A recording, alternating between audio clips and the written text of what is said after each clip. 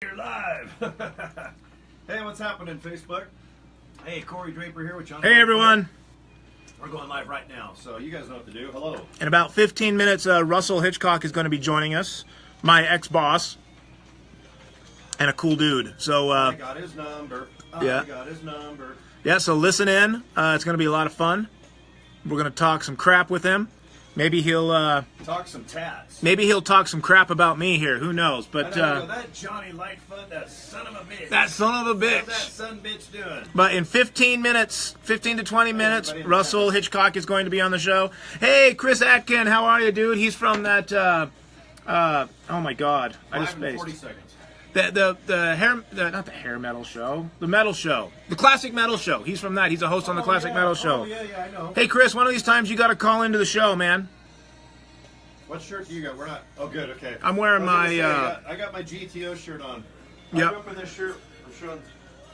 That's my dad's '67 GTO. Okay, here we go. Okay, Russell is going to be on in 15 minutes, everybody.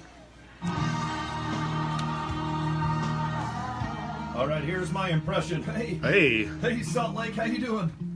Hey, All right, man, we're gonna have a good show tonight. yeah. Hey, do you have my bandana? All right, Mr. Brett Michaels. There. Brett Michaels, man, the man, wig, the man, the myth. the wig. I know. I forgot how darn. Yeah, I was just telling you a couple minutes ago. You know, sometimes when you do radio shows like this or FM or whatnot, you get so jaded that thinking that Poison only has 3 hits Yeah. because that's all you hear after, like Guns N' Well, it gets Roses. burned out, yeah. They only had Sweet Child of Mine, Welcome, and maybe Patience or Civil War. No, you're missing a big one. Paradise City. That's it. That's it. And then after a while, you go, okay, I'm going to sit down because, you know, a couple days ago, you and I, we did a special, kind of, you know, just a little bit of Poison with Holly Weird. And, you know, because it was one of their last albums, and then they did a greatest hits album of just cover songs. Yeah. And it, you know, Rock and Roll All Night, that's way back from that one soundtrack off where the guy ODs, Iron Man, Less Than Zero. That's where Rock and Roll All Night came from. That's like 1988. But anyway, Poison's last album was 2002. That was that Holly Weird. Oh, yeah. So you and I said, you know what, let's just, you know, dig deep. Let's just, you know, try to find some songs. So what I did is I just went, and I got this software. If I put in Poison, it'll give me every song ever produced by Poison. Oh, yeah. Live to whatever. And I'm sitting there, and, you know, it takes about 10 minutes. And I walk up to the computer and go, oh, my God. I forgot. Poison literally... They've got like 50 songs. Oh man, they've got. Let's see. Let's just go over them really quick. They've got. Right in front of me here. Let's go on the first. This is off the top of my head. Let's see. First album. First album in 86. Talk Dirty to Me. Yep. I Won't Forget You, Baby. Dun dun dun. Cry dun, Tough. Dun. Yep. I Want Action. Oh yeah. Hey. I want With the, action tonight. Yeah. Oh yeah. The video was like maybe $46. Oh yeah. And Yeah. it was like Brett. I think it was like Brett's mouth. He had his face painted, and then he just had red lips. Yeah. He was sexy, man. Oh yeah. So that's the first album. Yeah, that was a great album. I mean, don't forget number one, Bad Boy. No, that was Motley. What was the Bad Boy? There was a Bad Boy song. Number one, Bad Boy. Go ahead, honey. Yes. No, that's a Poison Yes, song. but it wasn't a major hit for them. No, just fun for us. Second record, Nothing But a Good Time. Yeah, that was the first song off album 2. It went straight to number 1. Every Rose Has Its Thorn. That was number 2. Yep. And then Smash. I think that was about it off that record. Bret Michaels made this famous. Oh yeah, he did. And then you smacking the bring. Oh yeah. I mean, those are they're unbelievable songs. I forget songs like Suffer, Fire and Ice. Oh man, there's such great songs. Sacrifice. Stand. Well, now that's off Native Tongue. I mean, I forgot all about. Now, do you know the theory, the story behind Stand? I have no idea. So Richie Kotzen had replaced C.C. DeVille at this time, right? And if you know anything about Richie Kotzen, he is the guitar player for the Winery Dogs, and he is singer. Right, and he is a monster guitar player. Like straight up, like when they got rid of C.C. and got Richie Kotzen, it was like adding Steve Vai to Whitesnake type of thing, right? It changed their sound. It totally changed their sound. People So either loved it or hated it. So they came out with that Native Tongue record, and if you listen to it, that's actually my favorite Poison record out of all of them. It's way above average in music. But the songs, like if that was any other band, if it had a different name other than Poison on it, it would have been massive, massive, massive. Yes. But because it was Poison. Anyway, so going back to Stand. Richie Kotzen said, I have this great idea, man. I want to put a choir on this song. Sure. And Bret Michaels is like, you are crazy. No, that will not happen. Not, this is my band. You know, he pulled the whole lead singer stuff. Yeah, and that's, what do you do? Right. What do you do? Well, massa?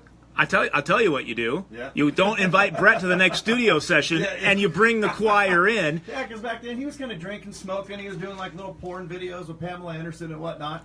Yes.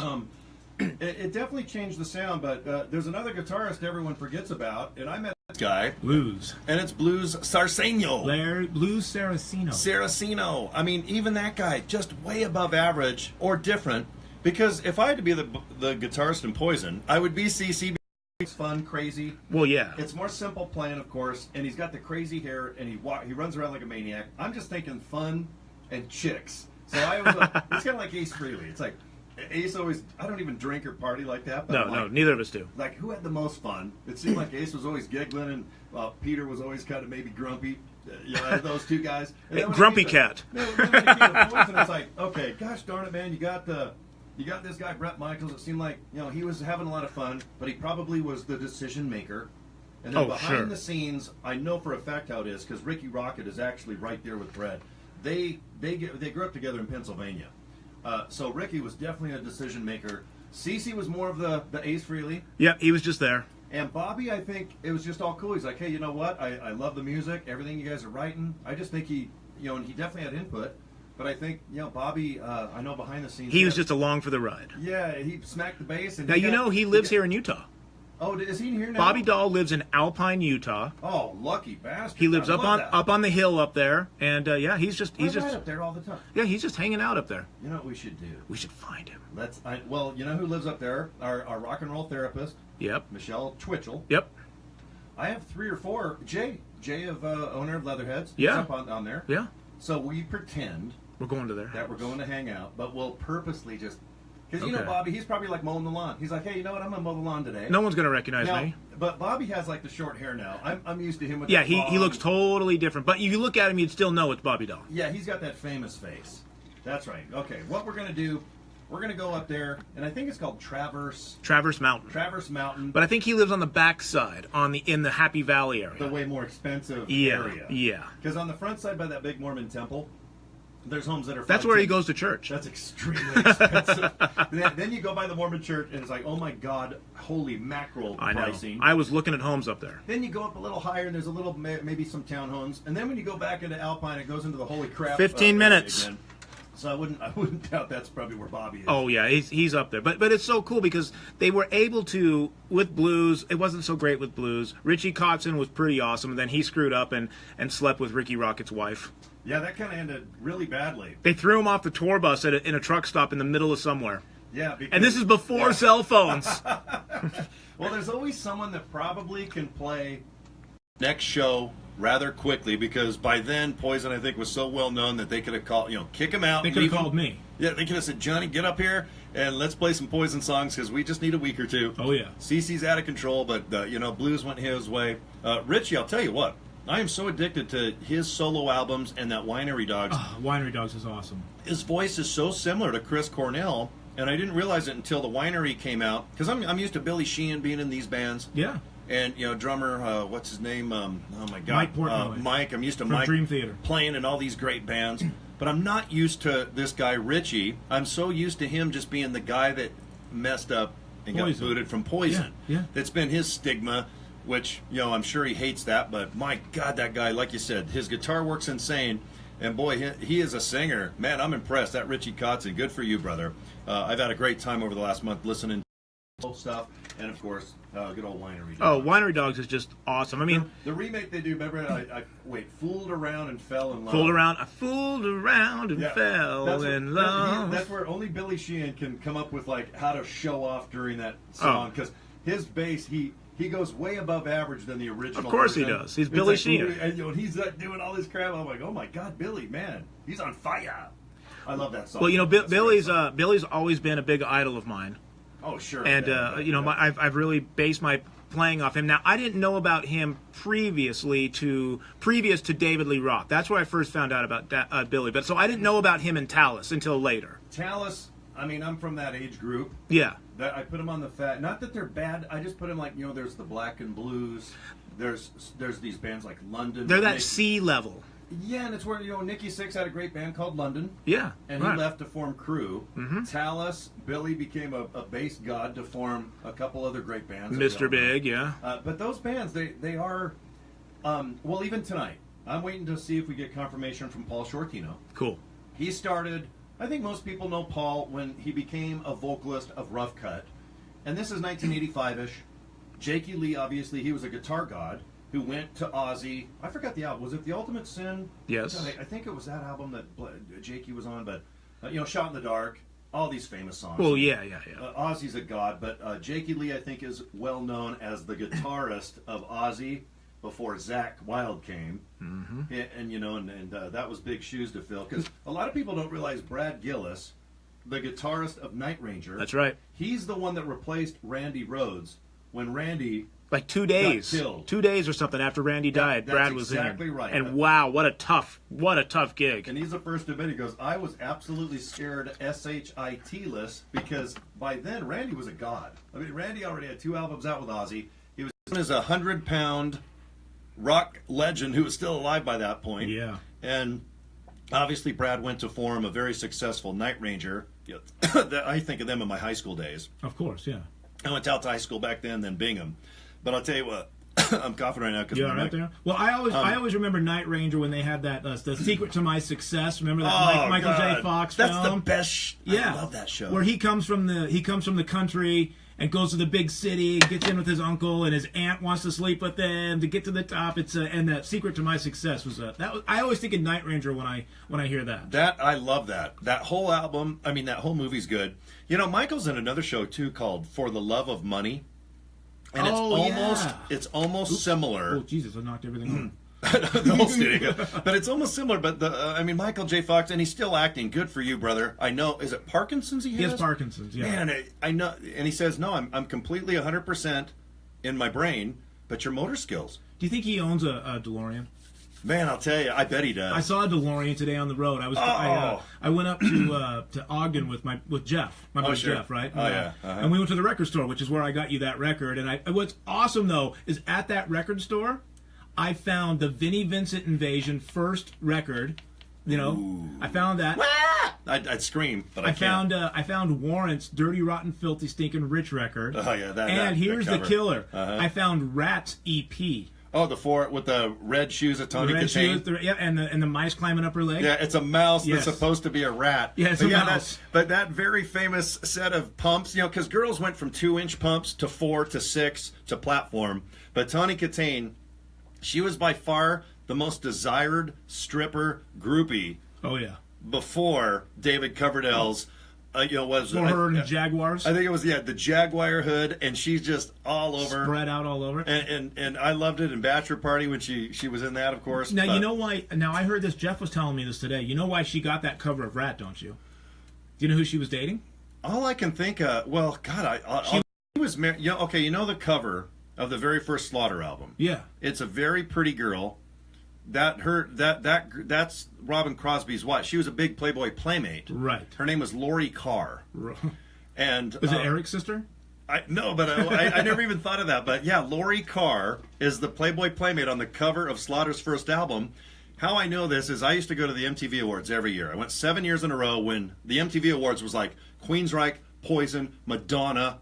I mean, it was insane. Yeah. I could give 2 craps about it now, but I had Robin and this girl sit right in front of me, literally, and on the left of me, do you remember Stephen Bishop?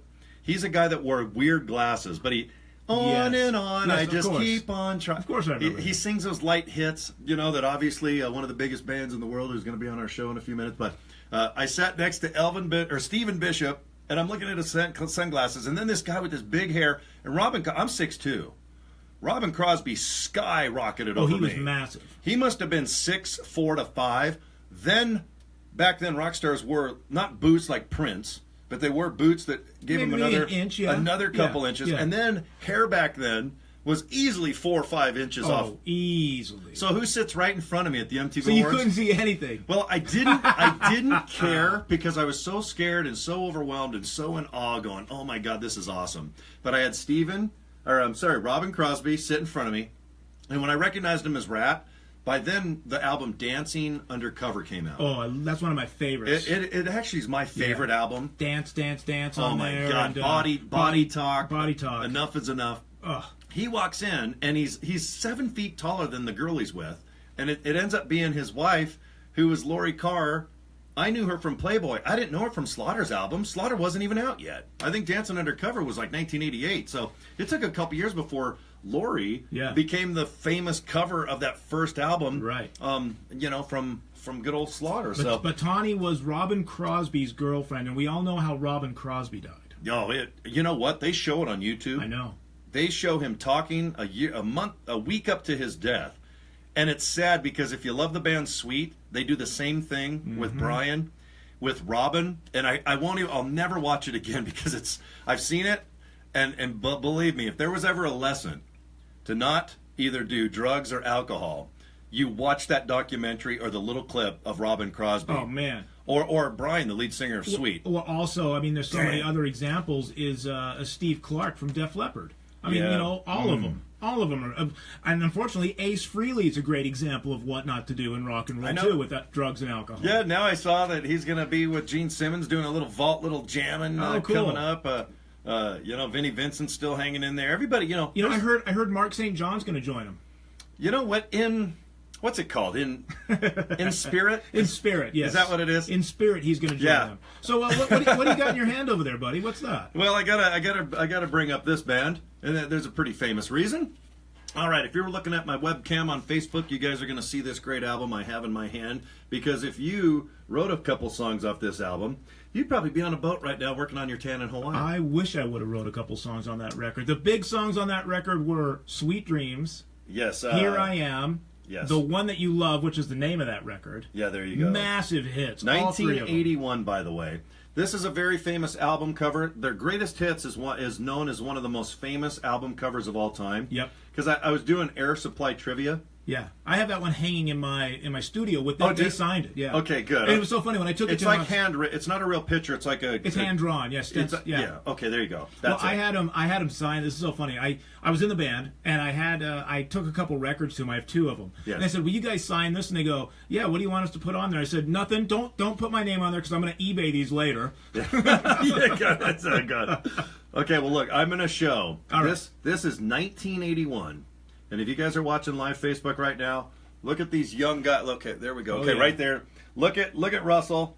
Look at Graham. The other guys are not that well known. They all put in their 2 cents, and one of them passed away, unfortunately. Frank, he's right next to Russell. There you go. That's Frank. He was the piano player, music director. He was in Jesus Christ Superstar when Graham and Russell met. So he's part of the original crew. Very on nice. the far side, he looks like he has like a light blue jumpsuit on. That's David Morse, the guitar player. Okay, David Morse right there where my finger is. Next to him is Rex. No, I'm sorry, that's not Rex. That's Ralph Cooper. On the very left. Very left, right? Okay. Yep, next to him. And then that's Frank next to Ralph.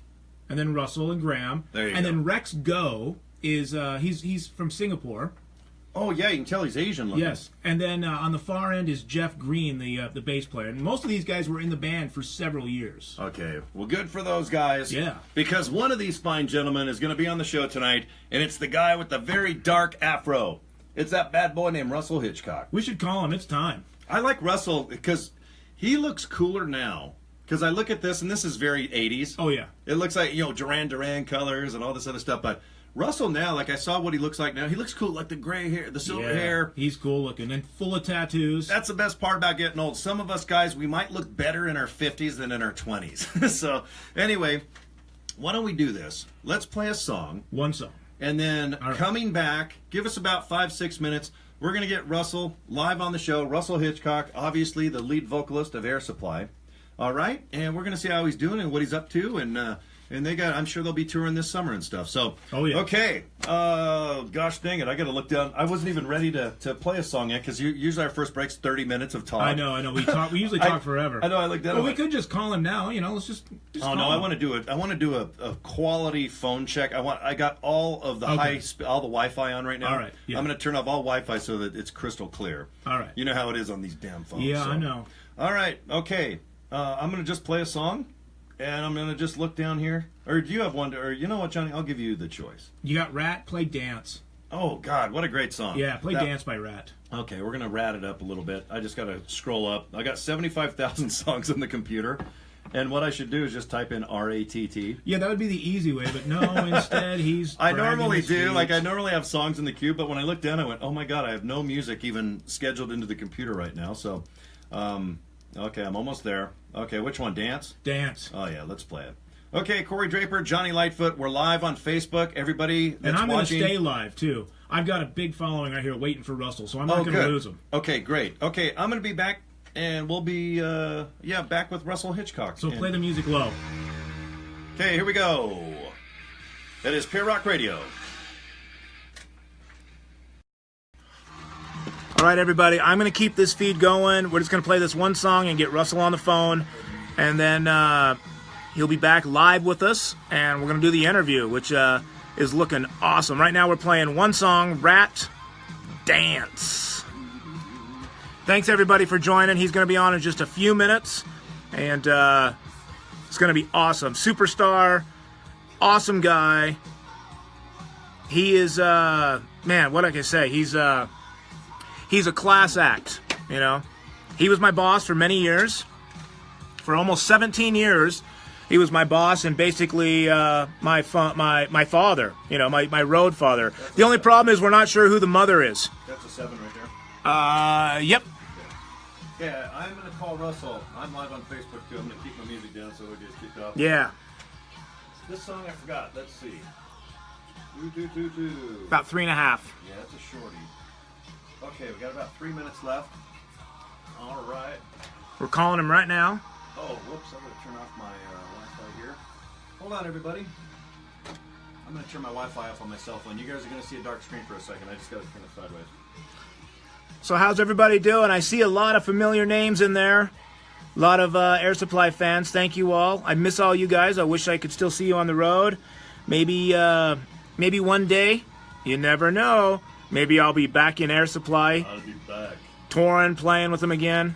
That'd be pretty cool, right? I'll be back in black. I'd love to see you all again. Of course, you can always catch my other bands while I've got you all captive audience right now. There you go. There's The Malls. Make sure to check out The Malls, D''MOLLS. It was on Atlantic Records back in the 80s through the early 90s. Then grunge music destroyed everything. But we are currently working on a brand new live record, which we did in Denver. And we have a new studio record coming out.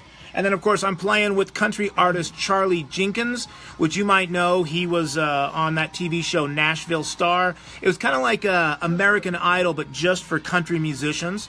So I tour with him. And It's ringing. cool. He'll answer. And so, yeah. 2.5 minutes. It's 7:15. Yeah. Time. That's Yeah. good. Okay, good. Oh, hey, Russell. Hey, Russell, Corey Draper and Johnny Lightfoot. All right, good. Can you hear me okay, by the way? We're just doing a sound check real quick. Yeah, you betcha. You bet. Okay. Can you go live with us in about 1 minute? Perfecto. Okay, great. Okay, I'm going to switch over to the studio line. All right, we've got him on the phone. 45 seconds. And in 45 seconds, we're going to be live with Russell. Okay, here we go. I'm going to switch it over. Okay, hold on, Russell. You'll hear us in just a sec. Thank you. As soon as this rat song is over, All right. Russell Hichcock live. Johnny Vegas. My camera's on live, too. Hey Beth, hey Kim, hey Karen, Alejandra, Deborah, everybody. It's so great to see you all. And we'll turn Russell up loud enough that you can hear him here in the studio. We got some studio speakers, so hopefully you can all hear him. Here we go.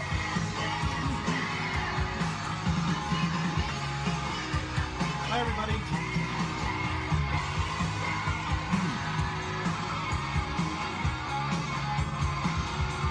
Oh, hey Victoria. Sorry. Here we go. Just a few seconds. All right, here we go. Johnny Lightfoot. Yeah, hey there. I forgot what a great song that was. It's a good one, man. That whole album, I agree. That was their third album, I think, if I remember right. Yes, sir. But boy, that was great. Love it, love it. All right, Corey Draper here, my buddy Johnny Lightfoot. We are live right now in good old Salt Lake City, Utah.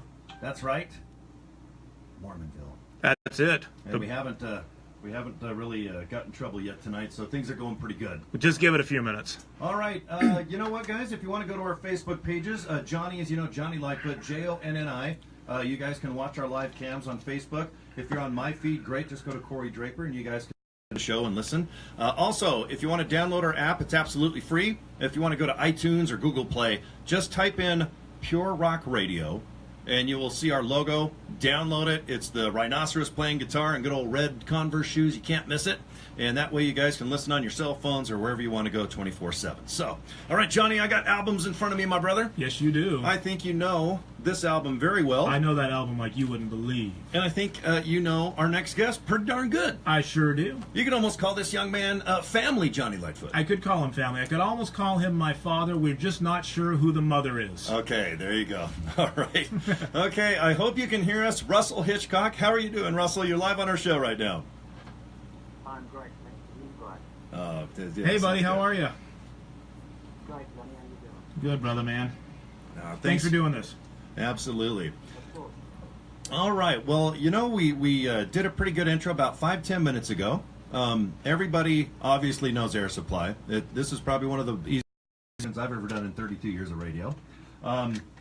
Right now, we definitely know your Graham is pretty well known in Salt Lake City, Utah, that's for sure.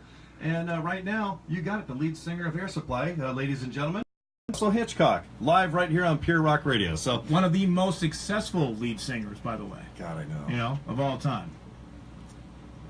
Keep it coming. Yeah, keep it. Yep, lather it up, Johnny Lightfoot.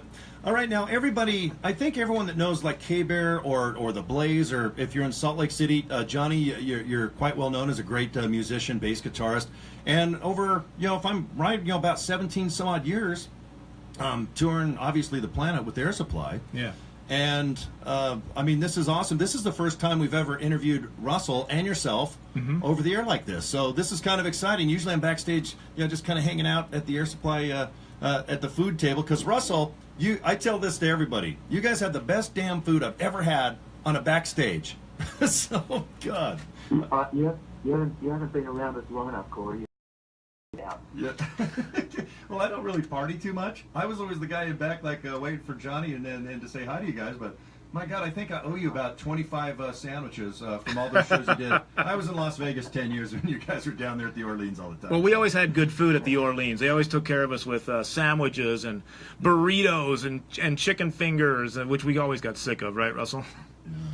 Yeah, well, you know, we've been playing the Orleans for 20 years now. Every time we play there, it's either chicken wings, burritos, or meatballs without spaghetti.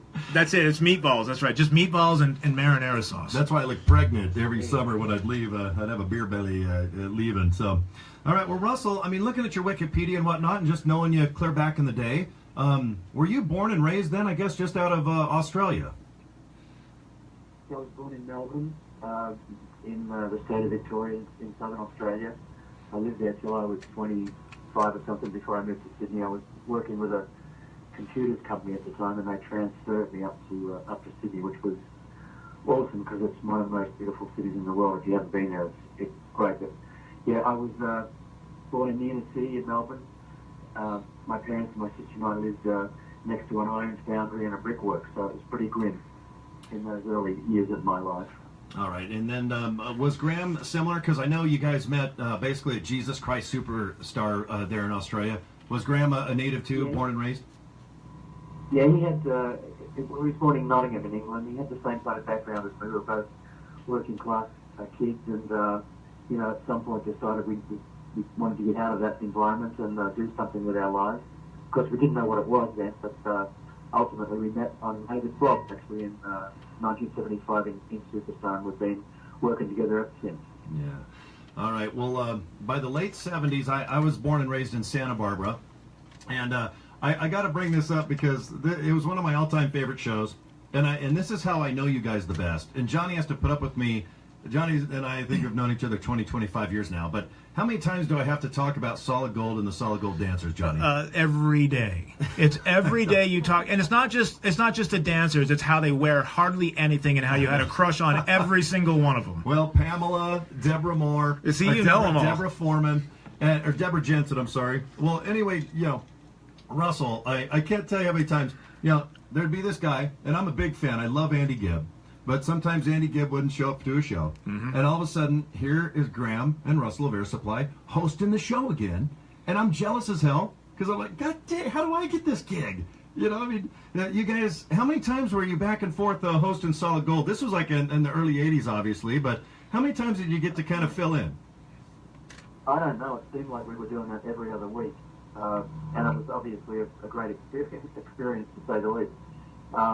But we were there. I mean, apart from performing original songs, original recordings, I think we hosted it probably 20 or 30 times. God, I know. I have every episode. Have you ever seen your episodes there, Russell? Because they're on YouTube. If you just want to search on YouTube, you can see yourself looking 1981 again. Dude, why would I want to look at myself in 1981? You know what? I'm holding your album right now up to the camera, and man, I'll tell you what, you're rocking those red pants, man, all badass and stuff, and Graham's got that sexy white coat on, man. You guys are rocking it, man. It was awesome. I'm also one of those fashion victims of 1981. You still dress like it though. That's the difference. Here's the cool thing, because Russell, I mean, I didn't get to meet you obviously until Johnny was in the band, and I lived in Las Vegas for 9-10 years, and Johnny goes, "Hey, you got to come and just see the show." So I come to the show, I go backstage, and I start snacking on all your turkey sandwiches because I don't know what to do. I'm just kind of sitting there. Well, Graham, he walks over and he's meeting a couple people in the corner. Russell comes out, and I don't recognize you, Russell, right away because you're in a T-shirt that's sleeveless like I wear every freaking day of my life. I look at your arms and go, "What the hell? Russell's got more tattoos than me, Johnny Lightfoot." Yeah, he sure does. I'm like, what the hell? So Johnny's like, "Oh, man, he's been in Tattoo Magazine. You ought to see this cat." So what do? I turn into a stalker. I turn into a Russell Hichcock stalker. I'm on Google, and I look, and I'm like, God dang it, now I got to go back to the tattoo shops and color mine in. But Russell, man, I didn't know how many badass tattoos you had. When did you get your first tattoo? I got my first tattoo when my daughter was born in 88. And from then on, I just thought, why not? So I think I have about 25 of them now. So. You can't stop. I was the same. You know what I did, Johnny? You're looking at my right arm. I am, yeah. This is so funny because before you joined the show, Russell, Johnny and I were kind of laughing about the old videos, of Rat with Tawny Katane, the famous groupie that's in the David Coverdale Whitesnake video on the Jaguar. And what I did is I got a tattoo on my right arm, and it's so dated because my first tattoo, believe it or not, is around 87 to 88, like Russell's. And I have those famous Oakley, I don't know if you remember those Oakley glasses, Russell, back in the, Oakley blades. But my right arm looks like 1988 for life. And I get teased about it every frickin' day of my life because I only believe in T-shirts with the arms cut off. So I totally get Russell's wardrobe choice, brother. I agree. Sleeveless shirts for life. And Johnny, you're in one too, man. Oh, yeah, I'm always in them. All right, if you're just joining the show, this is Russell Hichcock, by the way. I got the chat room asking. Russell Hichcock, lead vocalist of Air Supply, is on our show. And what was your first tattoo? What did you get, Russell? Well, my daughter's name is Sydney Rose, so I got a very small rose on my right shoulder. In fact, I was terrified to get it. And I said to the guy, just make it really small. And he said, of course, which I know now, get a tattoo and make it big. But I was too scared to get a big one, and I thought I was going to faint, but I learned my lesson pretty quick. Hey, were you like me, Russell? I don't know if your mom was alive in 1988, but when I got my first tattoo, you know what I did? I literally hid my tattoo for 6 months from my mom because I was so chicken. I was chicken poop. Did you have to hide your tattoo or anything, Russell, after you first got it? No. My parents were the coolest people in the world. They were hip to anything I wanted to do, so pretty much, Okay, good. Yeah, I had to hide mine. And then when my mom first saw my tattoo, she didn't care at all. She thought it was kind of cool. So for 6 months, I was kind of a chicken poop for no reason. So she liked what you got? Yeah, she said it was cool, and I was blown away. I thought literally she'd go, you know what, I'm not mad. I'm just disappointed because wonder if you're a doctor or a lawyer one day. And yeah, that's going to happen. I'm like, Mom, I've been in the rock business since I was born. I go, if there's anyone not going to be in a court of law, I'm going to be the one being sued. So, all right. Well, you wear long sleeve shirts anyway, so you'd be okay with that. I do. You know what I was telling Johnny too? It's funny you brought that up because about 20 minutes ago, Johnny's got a lot of tattoos too, but yours are about from your wrist. Like your wrist. Yeah, it's just pretty much my wrists. Yeah, both wrists. Yeah, so and my arms. So if you have to show up to court and look real appropriate, you can at least wear those long sleeve shirts and everything. Yeah, to an extreme. Yeah, and you know it's funny because Russell and I always talked about when I was in the band. We always talked about how I need tattoos. He would always tell me I needed tattoos. What was your first one? My first one was the bass clef wristband right here. Oh, I'm looking at it now. Okay, yeah. That one's cool. And I got that while I was still in the band, but Russell was like, you always need to get them, and next time I'm in Salt Lake, I'm going to take you and get you, and he's going to pay for it. So he still owes me a tattoo. Okay, did you have to hide your tattoo from like a relative? Nothing? No way. How come I'm the only one who's chicken here? Like I got like 25 tattoos, and I'm the biggest one, like in a school dress, scared of my mom. Now I feel like crap. What was your second tattoo, Russell? Okay, you got your daughter's the little rose there. What was number 2? About my daughters. In fact, I was thinking about getting another tattoo, and her mother, my daughter's mother, said, I said, I'm going to get another tattoo, and she said, why don't you get Peter Pan because you're never going to grow up? Oh my God, that's a good one. Good idea. Yep. So I have a Peter Pan on my left shoulder.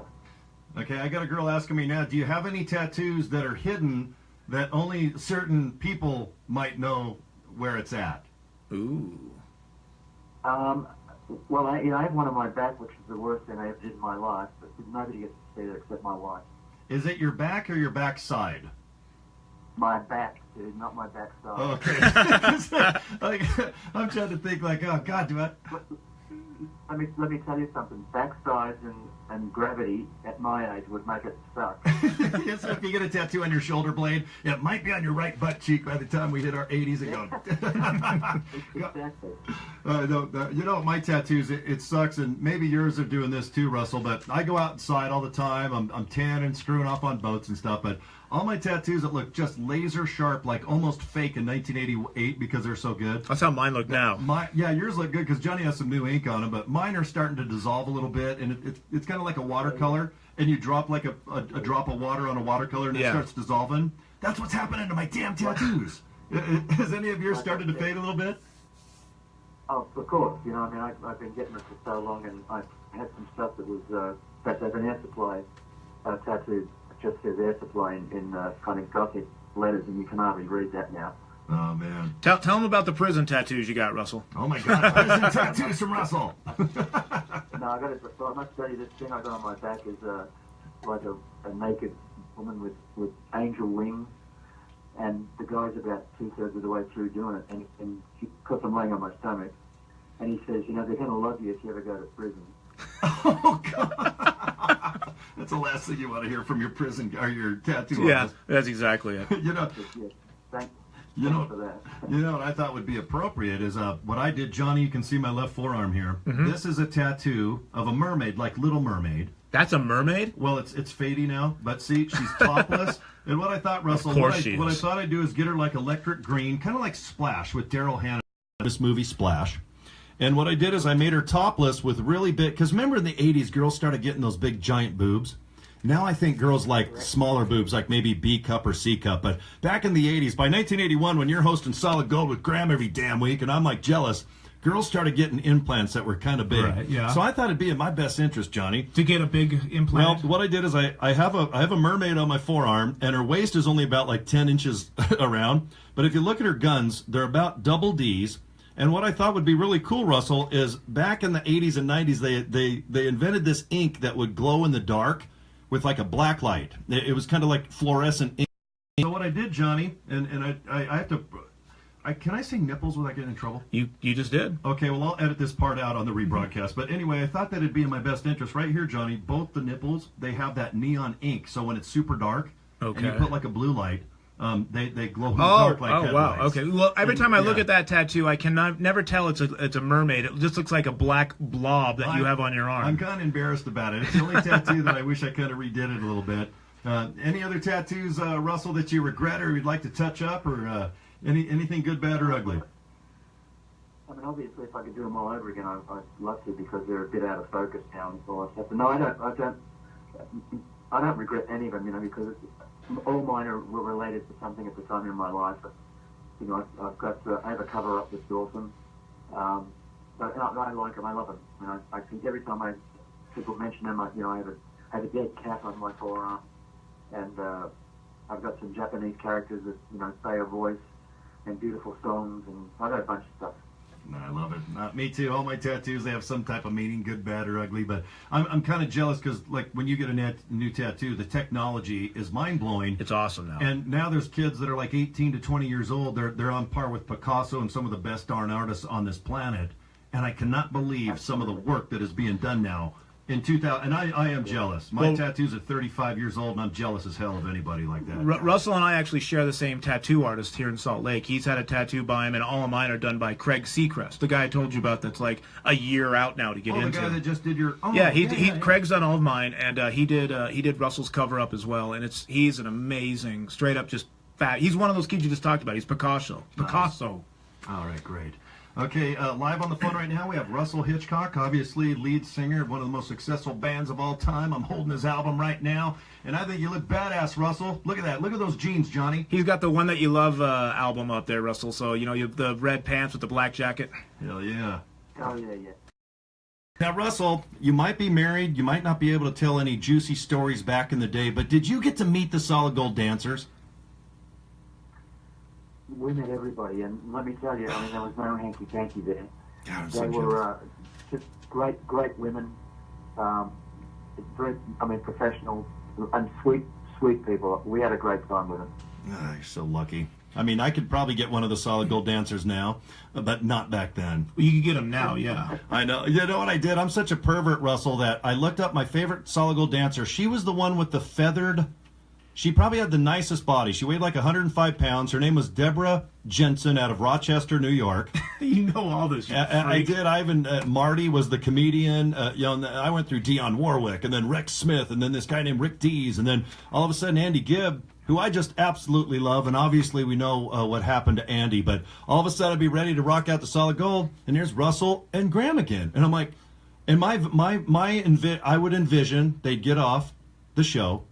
And I literally think that they would just go backstage, and then they'd have like this big suite at the Beverly Hills Hotel, and then all the dancers would come, and they'd sit there and just party for the weekend, because Solid Gold was always Saturday night. Yeah, it was. And I didn't realize, they probably recorded it Wednesday. But did they have a set time, Russell, to film Solid Gold back in the day? Was it like, was it on a Wednesday, or did they film at 5 at night? But when did you get... I really don't recall. I know that it was certainly during the week, but it was all. It was like any of the TV shows you do now, the Tonight Show or whatever. You show up at 5 o'clock. Yes. Record it for 3 hours. It's all obviously very choreographed. Time is money in television, as it is everywhere else. So they want to get it done and get it done as quickly as possible. Yeah, boom. Well, I met Brad Lackman when I lived in Vegas. They started doing pool parties called Rehab, and I heard the name Brad Lackman, and I'm like, gosh dang it, I remember Solid Gold would go, this is a Brad Lackman production. Mm-hmm. Now, this is Robert W. Morgan, who's a very famous DJ, and I think he passed away, but Robert W. Morgan was the voice of Solid Gold, and it was always a Brad Lackman production. So when they're filming that Rehab, I went over there, in my rocker ass, and I'm like, God, and I go, is Brad Lackman here? And they're like, yeah, he's over there. So I walk over, and I go, hey, I got a question. Hey, Brad, did you produce Solid Gold? And he's like, oh, my God, you got a good memory. He goes, yeah, that's the first show that I really got into TV production. And I'm like, how old were you? He was barely 20-something, going on 30, when he was producing that damn show. And right now, my son is 33 years old, and he can't even produce a sandwich right now, Johnny. Like I know he can't. So, my God, when you put it in perspective, it's like, God dang it, man. Everyone on Solid Gold was in their 20s and 30s, so it was a lot of fun. Brad was a great guy too, very, very sweet guy. I enjoyed working with him. In fact, we saw him on a couple of projects we did maybe 10 or 15 years later, and he was always very gracious. good. Obviously a great producer. Yeah, he does. He's got, if you just type in Brad Lackman Productions, man, the guy, he took off from Solid Gold, and, boy, he's had a great career, so.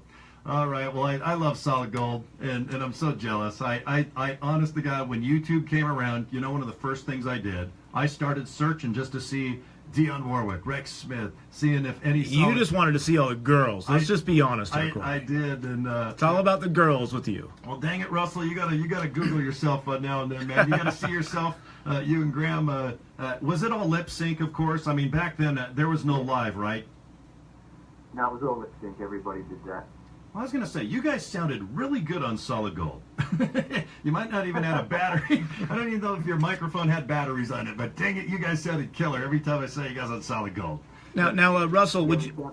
We sounded just like a record. Yeah, you did. All right. Now, you guys, you and Graham always told me the story about how you were just about ready to throw in the towel, and you went over to Graham's house.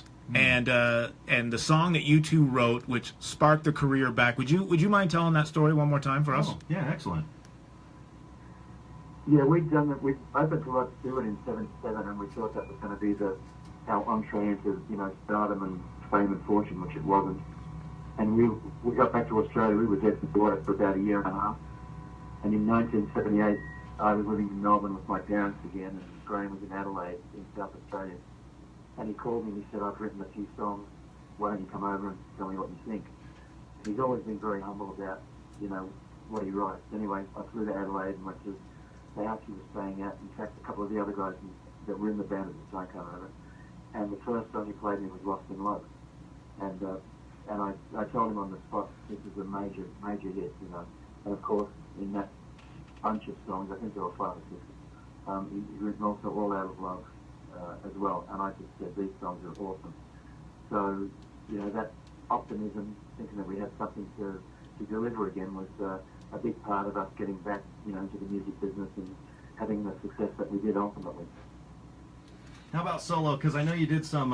When I did a search on you yesterday, I didn't realize you have a bunch of music aside from Air Supply as well. So. He has 2 records. One the solo record in the '80s, and then he did a country album just a few years back called Tennessee, right? The Nashville Sessions. That's right, the Nashville Sessions. All right. How do you? I got to tell you, they were awesome recordings, but nobody bought them. Yeah. Yeah. I think we all have a couple albums or something like that where we produced. Tell them about the tour, Russell, that you did on your 1980 solo album. How that went? Yeah, how'd the solo album go, man? Ladies and gentlemen, Russell Hichcock. Oh yeah, that was great. It was once again a great album. Clive Davis was behind the project, and I got a separate manager for Air Supply, and we booked a tour in the northeast, which is always a very strong area for us. Right. And I said book an interview, and Johnny knows Westbury and these other places. We sell them out every time we play them, and so we booked these dates, and the manager called me and he said.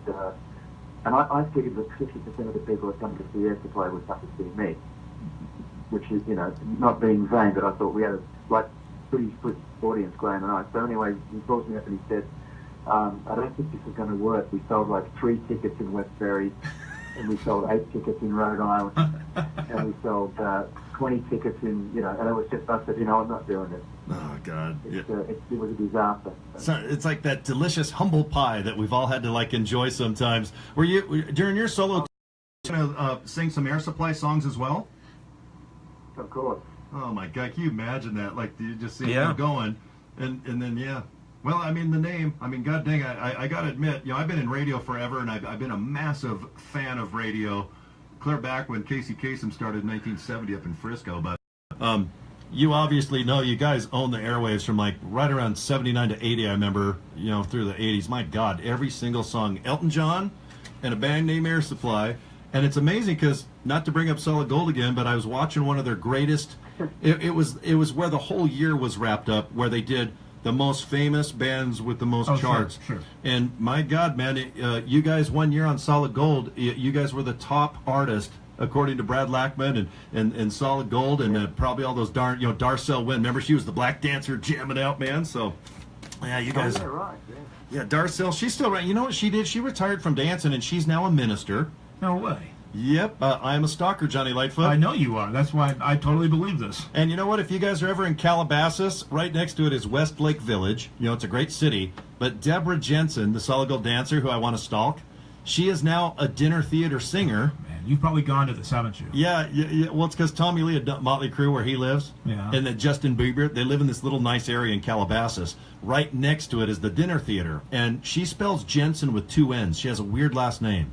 And I saw it on a marquee when I was down there a few years ago. I typed in, I stalked her on good old Facebook, and lo and behold, my favorite solid gold dancer is in Westlake Village singing dinner theater.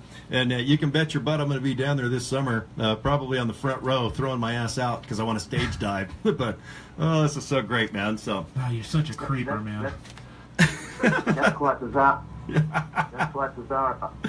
I own houses in Westlake Village and Calabasas. aren't they that now? Because I don't like Los Angeles, the city. Like, if I had to live there, obviously do your job and work your butt off. But I swear, when people go outside, and if you're lucky enough to afford Westlake Village or Calabasas, it's night and day. The weather's beautiful. It's green. The smog is not there. And but yeah, people that want to live in LA, I'm like, are you sure? Because if you can afford to, maybe transport your butt out an hour. But oh my God, Westlake, I love both those cities, man. That's great. Right now, how do you like America? Because obviously, you have you lived full time in America? From the 80s or 90s, or how long have you been in America full time? I've lived in America for 38 years now. Oh my God, Johnny, that's almost as old as you. Almost. Are you 38 yet? I'm a little older than that, brother. I know, you young little bastard. I'm turning really old. Hey, you know what, Russell? When I met Johnny Lightfoot, he was like this teenager. He wasn't even 21 yet, and he had a band called Skit Scat.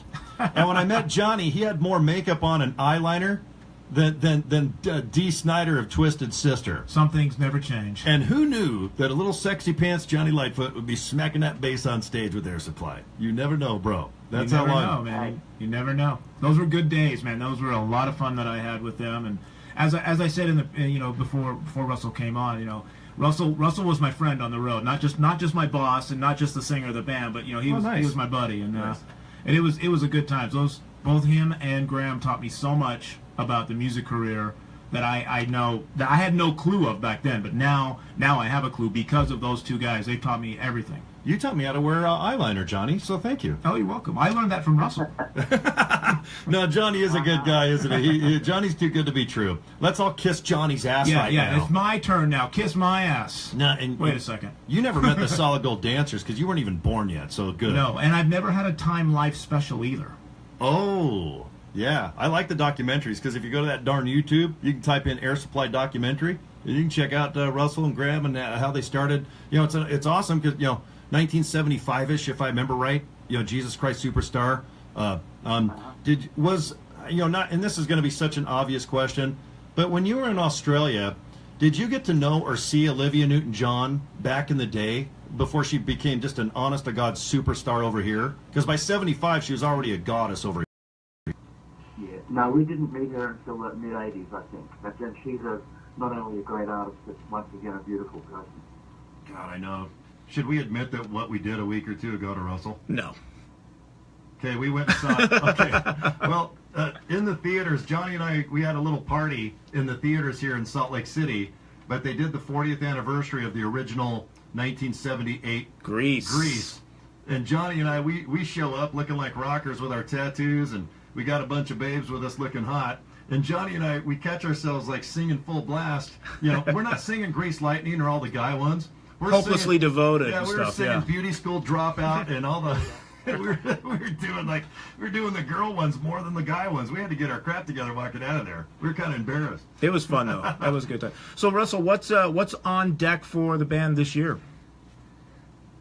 Oh, well, you know what it is, Johnny. You were with us for 17 years. We leave tomorrow for Canada for a couple of dates. We've got stuff through next March. We're going back to Southeast Asia and Latin America before the end of the year. Graham, actually, there's a musical called All Out of Love, the musical. It's going to open in the Philippines in October with a Filipino cast. A lot of stuff, a lot of good stuff going on. That's awesome. So that's finally... Go We ahead. are road guys, and that's what we do. So that musical's finally hitting the stage. That's awesome. Man, I got a question. Hey, can I be like a guitar roadie type guy when you go to the Philippines? Because every day on Facebook, I've got girls from the Philippines pretending to like me, and I know if I go over there, I can probably get me a girlfriend, and as I'm on tour with Air Supply. So I know how to carry guitars, Russell. If I can go over there with you. Whoa. Well, we can't afford you, bro. God dang. Perfect answer. I know. I can't believe, like, do you get the fake? I mean, my God, if I get another request, like someone pretending to like me from the Philippines. Well, in the Philippines. You've been there, I have. Yeah, I've been there several Is it times. like girls trying to get out of the country? No, it's a great country, great people. They're super nice and they're very appreciative of all the music and American, or in this case Australian acts coming over there and performing. But you have to be a little wary of the super, super, super beautiful girls because they're probably a guy. Oh, with the Adam's apple. Yes. Oh, lady, I don't care. I'm in my 50s now. I don't care. If You don't care? You're good? Hello, miss. Oh, good? nice Adam's apple. You ready for a lady boy? You want to come to Salt rock and roll stuff with me and Johnny? Oh, yeah. oh, my. All right, we have Russell Hichcock. He's live on our show tonight. Obviously, one of the most successful bands ever, man. Look at that album, guys. Can you believe that? Air Supply. This is from 1981, of course. And they're on tour. And it's not and like I said, I was always, when I talked to you, Johnny, over the years, the cool thing about Air Supply is they're not in like little rock clubs. No. Like some of our bands that we grew up with. No. You guys have been to resorts. You've been to the Philippines. You can go almost anywhere on planet Earth. Everybody knows the music of Air Supply. They're huge here, obviously, in Salt Lake City. And what a coincidence that Graham, just loves it up in the hills. I'm not going to say where, because sometimes I don't want to say where people live, because you never know in Salt Lake, a bunch of maniacs. I will admit that when we went on a motorcycle run one time, we all were trying to go by Graham's house and honk our horns and stuff and say hello to him. Yeah, up I there, told you but- that wasn't his house. Yeah, I know. It wasn't. You were like way off. No, we didn't want to. I know where he lives. We're not going to bug anybody in Air Supply. We just do it over the airwaves, guys. So we don't want no stalkers. Russell's like, no, it's just a nice, is it almost summertime and I know where you're calling from. I'm not going to say where unless you give permission, but is it starting to get nice weather where you're at? It's off and on. This morning it was freezing, and the sun came out this afternoon. A couple of weeks ago it was pouring down every day. Same. Anybody that doesn't believe in global warming, climate change, has got their head up their ass. Well, it snowed here a week ago. It did. And that same day the sun came out. Yeah, the next day, because Johnny and I were going to go film a bunch of Air Force stuff, like SR-71s and all these badass jets. And we look outside and it's snowing. And then the next day, Johnny and I are in shorts with our sleeveless shirts filming outside. And then today it's 75 and it's supposed to be 80 by Friday. Oh, I know. It's the craziest time. The ski resort's just barely closed down here in Salt Lake. So all the skiers, you guys had a good season. If you can get almost to May, you guys can't beach and moan about going down the slopes here. So well, just going back to what you said there a minute ago, Corey, about Air Supply and performing, like you think about let's say like Babylon AD or the bands that the rock bands that we kind of grew up on. They're playing the smaller clubs. They're playing 2, 3, 500 seaters. Yep. Air Supply has done some shows like that I did, and most of them were private events. But the typical show is 2,000 to 3,000 people and up. The biggest show that I did with them, and I think Russell's probably had this beat on one occasion, I think in Brazil, but I did 175,000 people in Cuba. damn. Now, what was the biggest show you did again, Russell? I know you've told me, but I'm spacing. That was it. By far, we played to 90,000 in Sydney once, but Cuba was the biggest because it was just us on the bill. No other acts, and it was, when you were there, it was the most amazing experience ever. Did you guys accidentally sneak cigars out of there? Because that's a big thing to do. Yes. You did. In those, I didn't. Yeah, in those days, we had to go through Mexico to get there. You couldn't fly from the US. God, I know. Yeah, you get nervous when you go to Canada, or I said Canada. Canada's scary too, boy. Well, it was really cool. cool. Canada. It was cool how the whole thing went. We have a lot of friends in Canada. Hi there in the chat room, by the way. It was cool how the whole thing went down. We were doing a tour of Mexico, and Felipe was our promoter down there. And we did over 100 shows with him. Wow. And good promoter. We had one or two shows canceled in Mexico, and we were already down there, probably on a 2 or 3 week run. Mm-hmm. And he said, how would you like to go and play Cuba? And, Graham and Russ were like, yeah, let's go. And basically he said, I can't pay you because it's Cuba, but we've already been paid for these shows. So why don't we just do the show over there? And we showed up, and we were and correct me if I'm wrong here, Russell, but I believe we were the second Western band to ever play Cuba. The first being Audio Slave, the second being Air Supply. Wow. Yeah. In the same venue, and Audio Slave had 60,000 people, and we played the same venue and had 115,000 more people than they did. God. That's incredible. When you sing in front of that many people, Russell, because I know you've done 5 people to 5,000 people, but when you start getting up to 100 to 150,000 people, do you sing differently? Nervous? Was it shocking? Or is it just, it's crazy? God, I can't. Well, I get scared every night still, no matter, how many people are there, but when you walk out on stage, having not in the audience, because it was on the evening of eve of a poet, so we went through a tunnel to get on stage. So when you walk out and see, you can't see anything to the horizon but people, and it stopped me in my tracks for sure. But I get the same feeling every night. I love what I do on stage, and it doesn't matter whether there's 5 or 160,000. Doesn't matter to me. This is what I love about going to Air Supply concerts. I've seen you 6 times in Las Vegas. And I tell Johnny this. He's like, oh, no, I can get you a ticket if you want to come. And I'm like, hell yeah, I want to get a ticket from Johnny. I sit is like a supermodel factory. Because normally when I'm 6'2", I'm in my 50s. I know what I look like. I look like a rock and roll type guy. I look like I'm the roadie of Whitesnake. I get it. Yeah. But when I go to Air Supply, I didn't know what to expect for the first time. I'm like, hey, you know what? Maybe I should dress a little different or whatever. But I walk in there because I didn't have time. I walked in there just myself. I get on like aisle 10 or 15 or 10, whatever you set me. I can't remember. This is the first time. I get there, and on the left of me is like a 9. On the side of the 9 is an 8. On the other side of me is a 10. And I mean, as far as hotness, but everywhere I sit on an Air Supply concert is like the hottest chicks I've ever seen in concert. Yeah. And I'm not kidding you just because Russell's on the phone right now. But you guys, if you've never seen Air Supply and you're single, put on some Aqua Velva or something sexy. Put on some bricks and put on some nice duds. And get your ass there watching Russell and Graham singing their asses off to Air Supply. Because the crowd, even if and this is what your smart-ass bass guitarist Johnny Lightfoot would do. I'd be sitting like wherever. Let's say. Well, it was always we had a guest tell me row. What you do with your guitar and you're shining into my face. Well, we always had a guest row. That's where you would sit. So all those beautiful women you were sitting next to was Russell's wife. Sorry about that, Russell. all the band wives and stuff like that. That makes sense. So that's why. No. Damn. But there was this one show where. My position on stage, I had a light shining right on my bass, and I have a chrome, very shiny bridge, and I know where Corey was sitting, and the light just happened to hit my bass perfectly that I could position it so the light would reflect off my bass and go straight into you, Corey, and just blind you for the show. So I had fun doing that. Yeah, smart-ass Johnny. That's the only time I couldn't see the show. But it's okay, because I was sitting probably next to the very hot, and I did not hit on any girl, by the way. For the record, Russell and Johnny Lightfoot. I just admired who I was sitting by. Is that enough politically correctness? Yeah. You did it well. Good job. Right. Okay. Yeah, that sounds like bullshit to me. Yeah. Damn, it is hot though. I tell you, it's smoking hot. Man, I wish I was. Ooh, man. All right, Corey Draper here, my buddy Johnny Lightfoot. We're live here in Salt Lake City, of course. If you guys are watching in the chat room, Johnny's live on his cam. I'm live right now.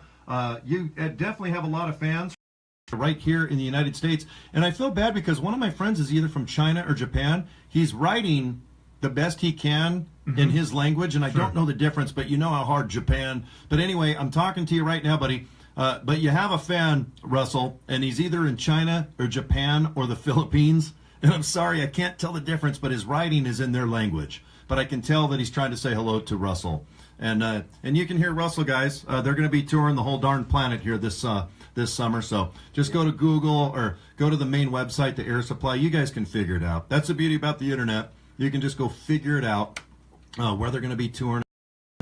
Canada. How's Canada? You've been there, Johnny. Is Canada fun? Canada's awesome, man. I love playing Canada. In fact, I'm sure they're going back this summer. One of my favorite venues was Casino Rama. We did a live DVD there. Nice. And everyone from Kiss to Air Supply has played there. And it was really cool for me because I'm backstage. I'm thinking, this is where Kiss has been. Oh, no kidding. And Russell's dressing room was probably Gene's or Paul's because he had the nicest one. He always gets the nicest one. You know, it's just how it works out. But like the rest of us have to get dressed on the floor, and Russell's got this like mansion for a dressing room. Ah, it's good to be Russell Hichcock. I hear you, brother. It's always good to be a singer. You know, sometimes those bass guitarists are kind of cool. You know, there's a couple bass guitarists. I think his name's Paul McCartney. There might be Nicky Sixx in the hair band thing, but it's always good to be Russell and Graham, isn't it? Oh, absolutely. Who's your favorite bass guitarist in the band? Not that Johnny can hear us right now. Johnny, take your headphones off. Oh, okay. Hey, Russell, it was Johnny good? Could he play bass pretty good? He's a fantastic bass player. Oh, Absolutely. Look at his head getting One of a bigger. kind. Look at that. Johnny's Oh, getting man. conceited on me. Thank you, Russell. Johnny has all his hair, too, which really pisses the F out of me, by the way. What kind of hair gel are you using there, John? It looks like you have more hair now than when you're in your 20s. It's the same stuff from Something About Mary. Oh, is it? Yeah. Okay. Now, I'll turn down the volume on Russell. Okay, Oh, we have the okay. lead Okay. singer of Air Supply on right now. Okay, Johnny, who do you like better, Russell or Graham? Who was nicer to you? You know, both of them were actually. It was Oh, it was an ass equal, kisser. man. Like I said, they were both like my father to me because I joined the band and I was really young when I joined the band. Would you like some chapstick, Johnny? Yeah, let me Is listen. there Yeah, any- let me here. just kiss some ass Hold a on, little bit Russell. more. I got to give Johnny some chapstick to kiss more ass. Okay. No, I'm totally serious. I mean, like I said earlier, it was no BS. They taught me so much about the music business that I had no clue about. No, that was awesome. You know, I mean, when they've been around, is it 43 yet? 43 years now, Russell? Yeah. Yeah, 43 years.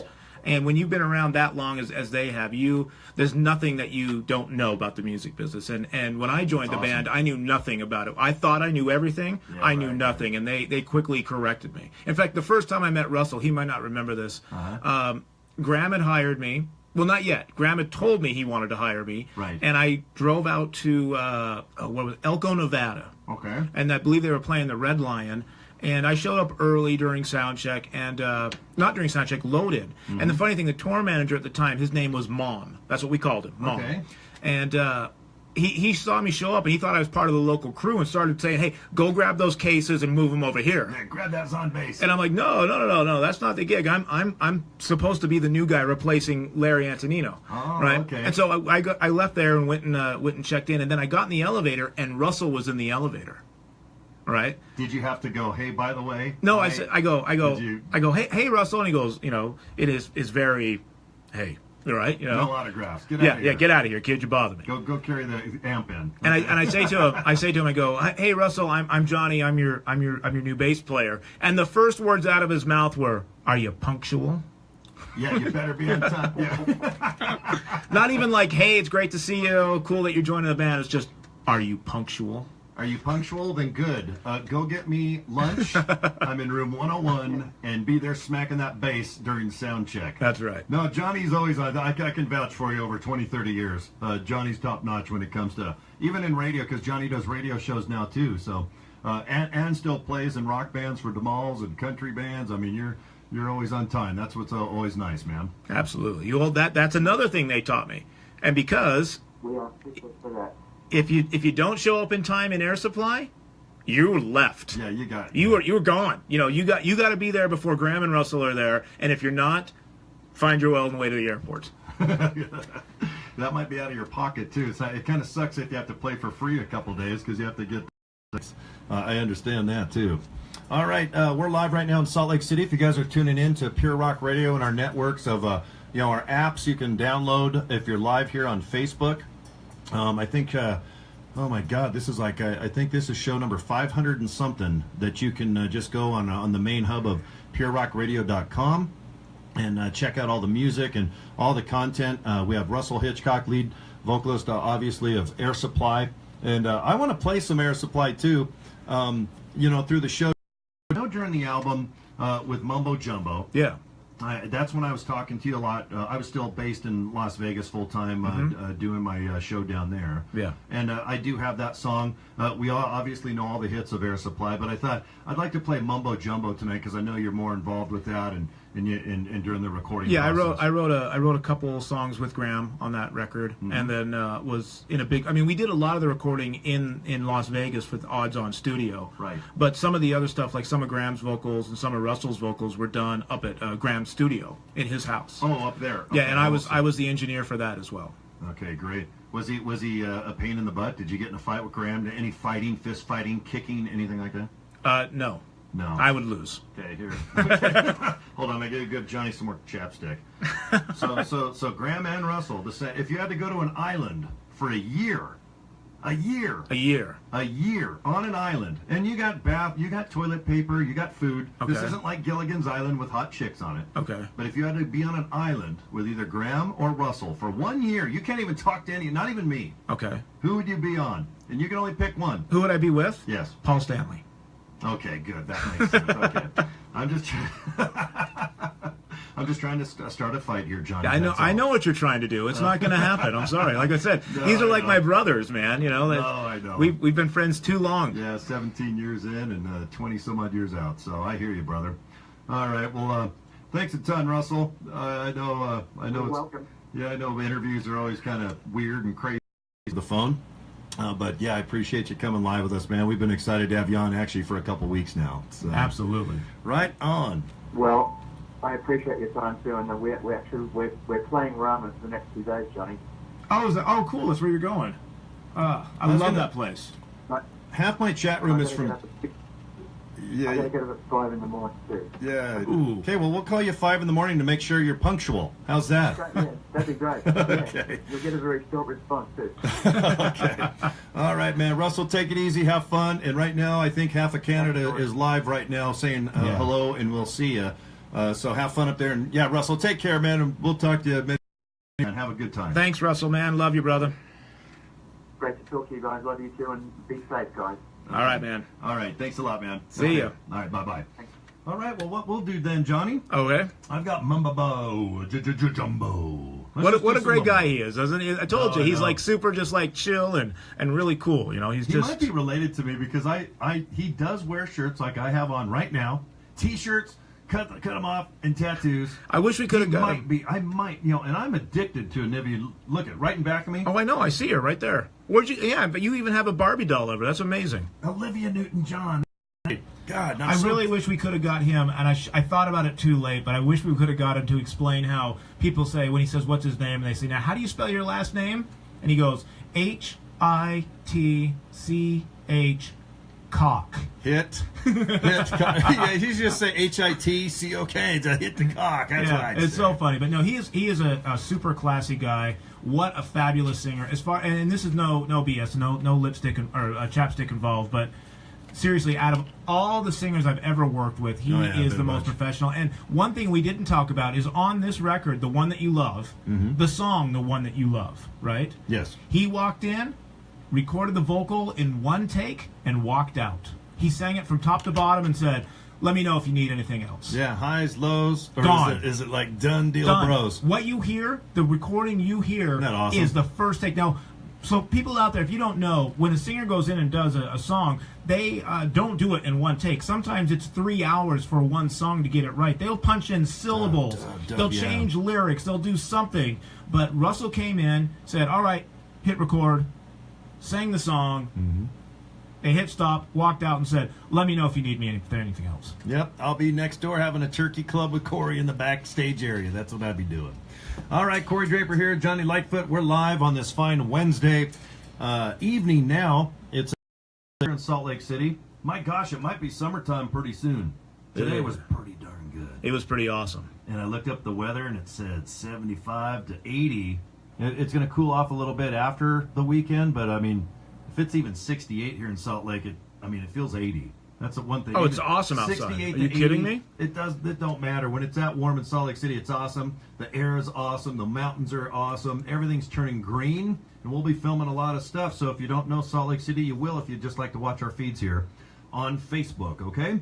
All right, let's, Johnny's smacking the bass on this next song. Which one are you playing? Mumbo Jumbo. So it's not only smacking the bass. This is a song that I entirely wrote 100% of the music. Oh, okay. Recorded most of the music. Then we went in and redid some drums and guitar overdubs on it. And then Graham restructured the song and wrote all the lyrics to it. But the main instrument is actually the piccolo bass, my signature instrument that I like to play solo stuff on. So sweet. So it's not a guitar. It is a piccolo bass. And this is the song that I wrote top to bottom with him. All right, here we go, guys. Is it? There's no singing for like 15 or 20 seconds? It comes in just a little bit, yeah. Oh, okay. You got time to talk. Okay, I'll hurry. I don't know what to say now, except let's enjoy this song from Air Supply. This is Mumbo Jumbo off the album Mumbo Jumbo by Air Supply. There you go.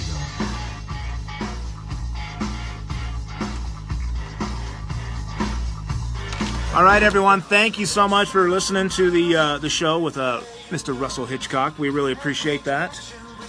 And he's a great guy, man. I love that guy. So anyway, we really appreciate it. We're going to be able to get you can be able to get this download in just a couple days, or maybe even tomorrow or later tonight. You can get the rebroadcast of this if you want to hear it.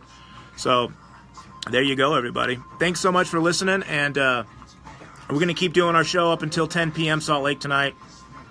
We're going to have hopefully Paul Shortino on, and then we'll have some more cool music, and we'll talk about some other stupid stuff, because that's what we always do. So anyways, everyone, thank you so much. Appreciate it. Hey, Con, Amy, Helen, Betty, man, everyone's in here. Mary, Kathleen, Tracy, Charmaine, hey, Dana, Paula, Georgette. Man, it's like Sherry. Man, this is awesome. Good to see everybody again. Thank you so much. I miss all you guys, and we'll see you again soon.